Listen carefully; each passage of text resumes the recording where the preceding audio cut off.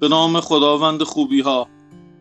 درود بر همه گمشدگان، درود بر همه گرفتاران غم، درود بر تمام کسانی که از بیماری عزیزانشان در عذابند، درود بر تمام کسانی که از بیکاری دلبندانشان اشک چشمانشان خشک نمی‌گردد، درود بر تمام عزیزانی که پاره تنشان در زندان است و نمی‌توانند بدون فکر کردن به آنان لقمه‌ای که در دهان دارند فرو دهند، درود بر تمام عزیزانی که مدیرانی ظالم و بی‌رحم دارند، به یک ثانیه هم چشم از ساعت بر نمی‌دارند تا زمان آزادیشان فرا برسد.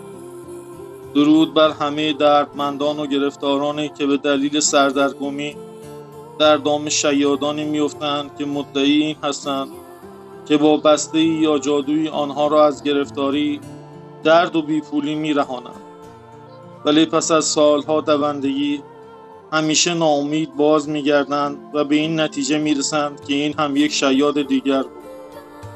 اما خبر خوشی برای شما دارم.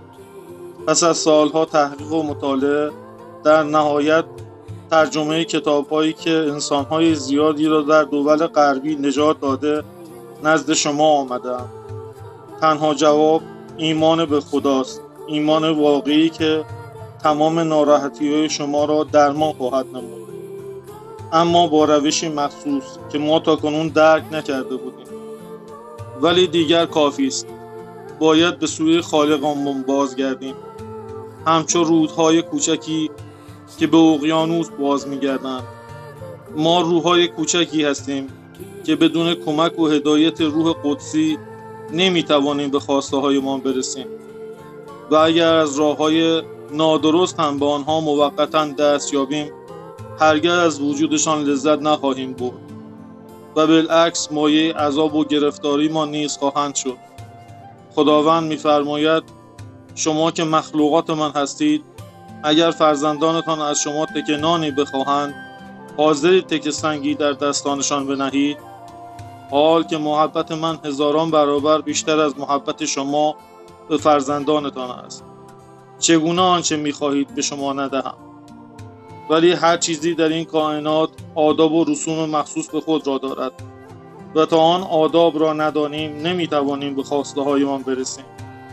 خداوند قدوس را شاکرم که مرا یاری نمود تا بتوانم نوشته های ارزشمند شفاگران و برکت دهندگان بزرگ چند دهه گذشته را ترجمه و راه و رسم ارتباط و دریافت خواسته ها از خداوند بزرگ را بیابم و من نیز به برکت یافتن این گنجینه ها آنها را در اختیار شما قرار خواهم داد.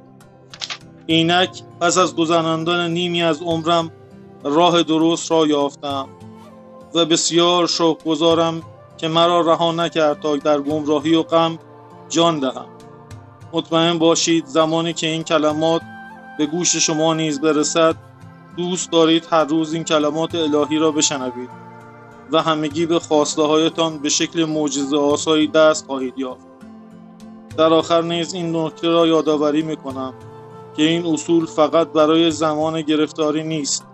ما باید همیشه و تا زمانی که در این جهان هستیم به این اصول پایبند باشیم تا پر از روح قدسی گردیم. آمین. به نام خداوند قدوس. زندگی یک بازی است نه یک نبرد. اثر فلورانس اسکاونشیل. این کتاب در ابتدای سال 1925 به چاپ رسیده. قسمت اول بازی.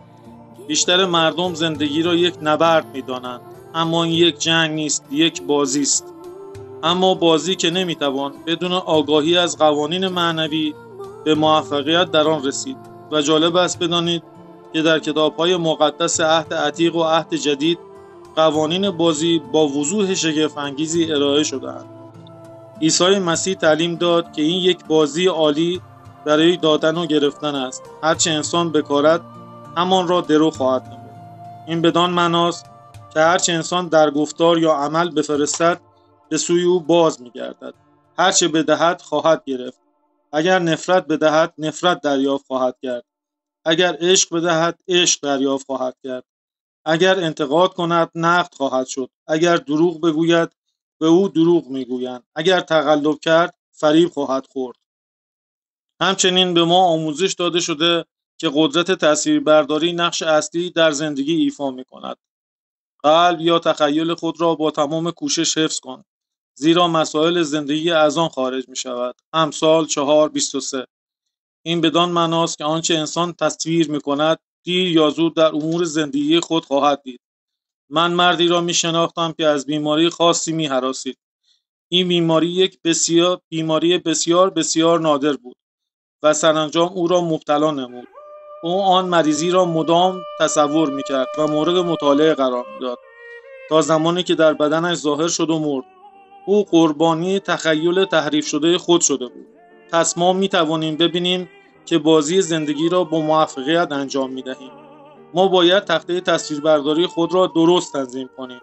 فردی با توانایی تصویربرداری که برای تصویرسازی خوب آموزش دیده، تمام خواسته‌های صادقانه قلبی خود را وارد زندگی خود می‌کند. سلامتی، ثروت، عشق، دوستان، به بیان کامل عالی‌ترین آرمان‌های خود را. تخیل را قیچی ذهن نامیده‌اند و همیشه در حال بریدن است. روز به روز تصاویری را که انسان در آنجا می‌بیند جدا می‌کند و دیر یا زود در دنیای بیرونی خود با ساخته‌های خود روبرو می‌گردد. برای تربیت موفقیت‌آمیز تخیل، انسان باید عملکرد ذهن خود را درک کند. به قول یونانیان خودت را بشناس. 3 بخش در ذهن وجود دارد: ناخودآگاه، خودآگاه و فوق خودآگاه. ناخودآگاه صرفاً قدرتی است بدون جهت، مانند بخار یا الکتریسیته است و کاری را انجام می‌دهد که به سوی آن هدایت می‌شود. قدرت القایی ندارد. هر آنچه را که انسان عمیقاً احساس می‌کند یا به وضوح تصویر می‌کند در ضمیر ناخودآگاه تأثیر می‌گذارد و با جزئی‌ترین جزئیات انجام می‌شود. به عنوان نمونه، زنی که من می‌شناختم از همان دوران کودکی همیشه تصور می‌کرد بیوه است. حتی لباس مشکی نیز می‌پوشید و روسری مشکی بلندی روی صورتش می‌انداخت. در آن زمان مردم فکر می‌کردند او بامزه و باهوش است. او بزرگ شد و با مردی ازدواج کرد که عمیقاً عاشق او بود. جالب است مرد در مدت کوتاهی درگذشت و او سالها روسری مشکی بر سر داشت. تصویر او به عنوان یک بیوه تأثیر خود را گذاشت و ضمیر ناخودآگاه او آن را باور و اجرا نمود، بدون در نظر گرفتن خرابی‌هایی که برای او به بار آورد. خودش را نشان داد. ذهن خودآگاه را ذهن فانی یا نفسانی می‌دانند. این ذهن انسان است که زندگی را همانطور که به نظر می‌رسد می‌بیند. مرگ، فاجعه، بیماری و فقر و محدودیت را از هر نوع می‌بیند و ناخودآگاه را تحت تأثیر خود قرار می‌دهد. ذهن فوق آگاه، ذهن خدا در درون هر انسان است و قلمرو ایده‌های کامل است. در آن الگوی کاملی است که افلاطون از آن صحبت می‌کند. طرح الهی، زیرا برای هر شخص یک طرح الهی وجود دارد. جایی وجود دارد که شما باید آن را پر کنید و هیچ کسی دیگری نمی‌تواند آن را انجام دهد. کاری که شما باید انجام دهید. تصویر کاملی از آن در ذهن فوق آگاه شما وجود دارد که معمولاً به عنوان یک ایدئال دست نیافتنی در ضمیر ناخودآگاه شما چشمک می‌زند. چیزی که بیش از آن خوب است که درست باشد. در حقیقت این سرنوشت یا مقصد واقعی هر انسان است، از هوش بی‌نهایتی که در درون اوست.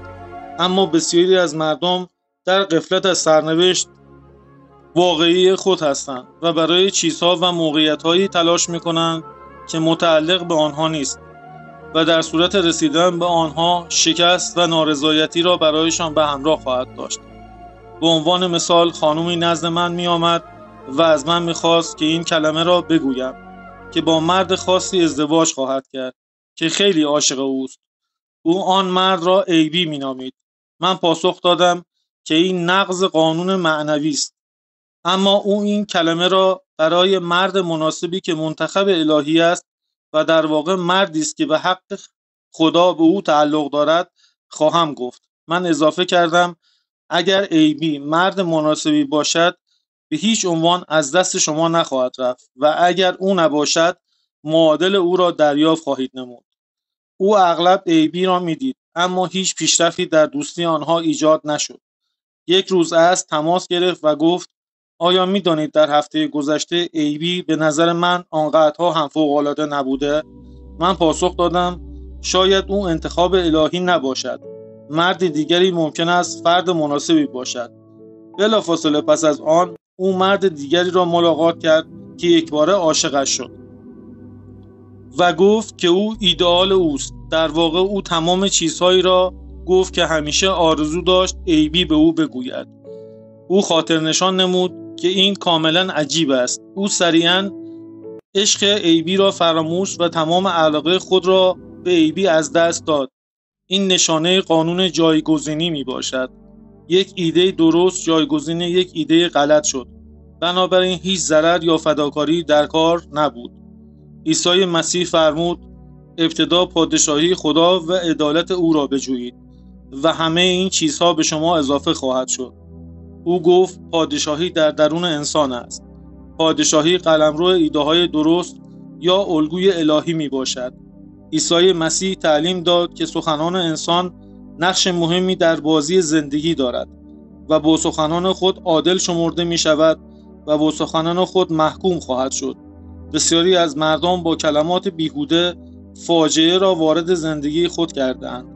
به عنوان مثال یک بار زنی از من پرسید که چرا زندگی او اکنون با فقر و محدودیت است. او قبلا خانه داشت و با چیزهای زیبا احاطه شده بود. پول زیادی داشت. متوجه شدم او اغلب از مدیریت خانه‌اش خسته شده و بارها گفته بود از همه چیز خسته شدم. ای کاش در یک صندوق عقب خودرو زندگی می‌کردم. و اضافه کرد امروز در آن صندوق عقب زندگی می‌کنم. او خودش در مورد یک صندوق عقب صحبت کرده بود. ضمیر ناخودآگاه هیچ حس شوخ طبعی ندارد و مردم اغلب با شوخی با تجربه‌های ناخوشایند روبرو می‌شوند. مثلا زنی که پول زیادی داشت مدام در مورد آماده شدن برای سر زدن به فقیرخانه شوخی می‌کرد. در عرض چند سال تقریباً او تهیدست شده بود و ضمیر ناخودآگاه را با تصاویری از کمبود و محدودیت تحت تاثیر قرار داده بود. خوشبختانه قانون به هر دو صورت عمل می‌کند و وضعیت کمبود ممکن است به یکی از موارد فراوانی نیز تغییر کند. برای مثال زنی در یک روز گرم تابستان برای درمان فقر پیش من آمد. او فرسوده، افسرده و دلسرد شده بود. او گفت فقط $8 در دنیا دارد. گفتم خوب است، ما $8 را برکت خواهیم داد و آن را چندین برابر خواهیم کرد. همطور که عیسی مسیح نانها و ماهیها را چندین برابر کرد. زیرا او تعلیم داد که هر انسانی قدرت برکت دادن، تکثیر و شفا و شکوفایی را دارد. گفت بعد از چه کار کنم؟ من پاسخ دادم از شهودت پیروی کن. آیا میل به انجام کار یا رفتن به جایی را دارید؟ شهود یعنی آموزش داده شدن توسط نیروی ماورایی از درون. این راهنمایی اشتباه انسان است که در فصل بعدی به طور کامل به قوانین آن خواهیم پرداخت. زن پاسخ داد نمیدانم. به نظر میرسد که میخواهم به خانه بروم. فقط پول کافی برای کرایه اتومبیل دارم. خانه او در شهر دوری بود و جایی از کمبود و محدودیت بود. به عبارتی کسب و کار در آن شهر رونقی نداشت و عقل منطقی میگفت در نیویورک بمان و کار پیدا کن و کمی پول در بیاور. من پاسخ دادم پس به خانه برو و هرگز قوز نکن. کلمات زیر را برای او گفتم. روح بی نهایت، راه را برای فراوانی بزرگ باز کن. او یک آهنربای مقاومت ناپذیر برای همه چیزهایی است که به حق الهی به او تعلق دارد. به او گفتم آن را مدام تکرار کند. او بلافاصله راهی خانه شد. روزی در تماس با زنی با یکی از دوستان قدیمی خانواده‌اش ارتباط برقرار کرد. او از طریق این دوست هزاران دلار را به معجزه آساترین راه دریافت کرد. او اغلب به من میگوید در مورد زنی که با $8 و قوز به سمت من آمد به مردم بگویید. همیشه در مسیر انسان چیزهای زیادی وجود دارد، اما تنها از طریق میل، ایمان یا کلام میتوان آنها را متجلی کرد. عیسی مسیح به وضوح گفت که انسان باید اولین حرکت را انجام دهد. بخواهید و به شما داده خواهد شد. بجویید و خواهید یافت. بکوبید تا در بر روی شما باز شود. متی 7:7. در کتاب مقدس می‌خوانیم درباره کارهای دست من مرا امر کنید. هوش بی نهایت یا خداوند همیشه آماده است تا کوچکترین یا بزرگترین خواسته های انسان را انجام دهد. هر خواسته ای چه گفته شده یا گفته نشده یک خواسته است، اما اغلب از برآورده شدن ناگهانی یک آرزو شگفت زده می شویم. به عنوان مثال در یک روز عید پاک با دیدن بسیاری از درختان رز زیبا در پنجره گل فروشی آرزو کردم که یکی از آنها را دریافت کنم و برای یک لحظه آن را به صورت ذهنی در درب خانه‌ام دیدم. عید پاک آمد و با آن یک درخت رز زیبا درب خانه‌ام ظاهر شد. روز بعد از دوستم تشکر کردم و به او گفتم که آن همان چیزی است که می‌خواستم. او پاسخ داد: من برایت گل رز نفرستادم، برایت نیلوفر فرستادم. آن گل فروش دستور را اشتباه کرده بود و برای من یک درخت گل رز فرستاده بود، فقط به این دلیل که من قانون را در عمل شروع کرده بودم و باید یک درخت گل رز داشته باشم. چیزی به جز تردید و ترس بین انسان و عالی‌ترین آرمان‌ها و تمام خواسته‌های قلبی او قرار نمی‌گیرد. وقتی انسان بتواند بدون نگرانی آرزو کند، هر آرزویی فوراً برآورده می‌شود. دلیل علمی این موضوع و اینکه چگونه ترس باید از آگاهی پاک شود را در فصل بعدی به طور کامل توضیح خواهم داد. این تنها دشمن انسان است. ترس از کمبود، ترس از شکست، ترس از بیماری، ترس از دست دادن و احساس ناامنی در هواپیما. عیسی مسیح فرمود: ای کم ایمانان، چرا می‌ترسید؟ متی 8:26. بنابراین می‌بینیم که باید ایمان را جایگزین ترس کنیم، زیرا ترس فقط ایمان وارونه است. به جای خیر، ایمان به شر است. هدف از بازی زندگی این است که خیر خود را به وضوح ببینیم و همه تصاویر ذهنی از شر را محو کنیم. این باید با تحت تاثیر قرار دادن ضمیر ناخودآگاه با درک خوبی انجام شود. مرد بسیار باهوشی که به موفقیت بزرگی دست یافته بود به من گفت که با خواندن تابلویی که در اتاقی آویزان شده بود، ناگهان تمام ترس را از آگاهی خود پاک کرده است. او این جمله را با حروف درشت چاپ شده دیده بود: چرا نگران باشید؟ احتمالاً هرگز اتفاق نخواهد افتاد. این کلمات به طور غیر قابل حذفی بر ضمیر ناخودآگاه او نقش بسته بود و او اکنون این اعتقاد راسخ را دارد که فقط خوبی ها می تواند وارد زندگی او شود. بنابراین فقط خوب می تواند ظاهر شود. در فصل بعدی به روش های مختلف به تحت تاثیر قرار دادن ضمیر ناخودآگاه می پردازیم. ضمیر ناخودآگاه وفادار انسان است، اما باید مراقب باشیم. باید به آن دستور درست داد. انسان همیشه یک شنونده ساکت در کنار خود دارد، ضمیر ناخودآگاهش، اما هر فکر و هر کلمه‌ای بر آن تأثیر می‌گذارد و با جزئیات شگفت انگیز به اجرا در می‌آید. مثلا خواننده‌ای که روی یک دیسک صفحه گراموفون ضبط می‌کند، هر نوت و لحن صدای خود را ثبت می‌کند. اگر سرفه کند یا تردید کند نیز ثبت خواهد شد. بس بیایید همه رکوردهای بد قدیمی را در ضمیر ناخودآگاهمان بشکنیم و رکوردهای زندگی خود را که دوست نداریم نابود کنیم. رکوردهای جدید و زیبا بسازیم. این کلمات را با قدرت و قاطعیت و با صدای بلند بیان کنید. من اکنون با گفتار خود هر رکورد نادرست را در ضمیر ناخودآگاهم در هم میکوبم و ویران میکنم. آنها را به تپه‌ای از غبار نیستی که به آنجا تعلق دارند باز خواهم گرداند، زیرا آنها از تصورات بیهوده من سرچشمه گرفتند. من اکنون سوابق کامل خود را از طریق مسیح درون خود ثبت میکنم. سوابق سلامتی، عشق و ثروت و بیان کامل خود با درک خوبی. این مربع زندگی است. بازی کامل شد. در فصلهای بعدی نشان خواهم داد که چگونه انسان میتواند با تغییر کلام خود شرایط خود را تغییر دهد. هر انسانی که قدرت کلمه را نداند غارنشین است. مرگ و زندگی در قدرت زبان است. امثال 18-21. پایان فصل اول.